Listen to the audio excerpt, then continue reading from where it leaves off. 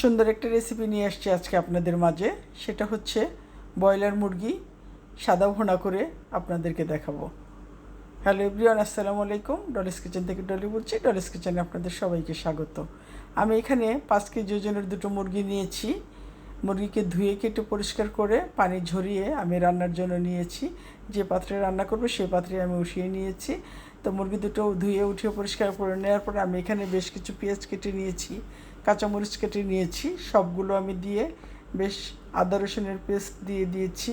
সেই সাথে দিয়েছিলাম ধনিয়ার গুঁড়া, সেই সাথে দিয়েছি স্বাদ মতো লবণ, তেজপাতা, দারুচিনি, এলাচ সব কিছু দিয়ে শেষে দিয়ে দিয়েছি টক দই এবং তেল দিয়েছিলাম প্রচুর পরিমাণে। দিয়ে এটাকে আমি ভালোভাবে মেখে নেব। এটাকে আমি যত সুন্দরভাবে মেখে নিতে পারবো এটার টেস্টটা ততই দ্বিগুণ বেড়ে যাবে। তো আমরা অনেকেই সাদা মাংস খেতে পছন্দ করি, সাদা রান্নাটা আমরা অনেকেই খেতে পছন্দ করি, অনেকেই আবার জানে না। আমাকে এর আগে অনেকেই কমেন্টস করেছিল এই মাংসটা কখনো রান্না দেখিনি, কীভাবে রান্না করে। অবশ্য সেটা আমি গরুর মাংস দিয়ে রান্না করে দেখিয়েছিলাম।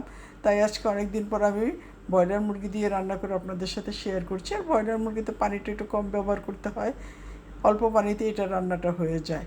তো অনেকেরই কমেন্টস ছিল, তাই আমি আজকে ব্রয়লার মুরগি দিয়ে আপনাদেরকে রান্না করে দেখিয়েছি।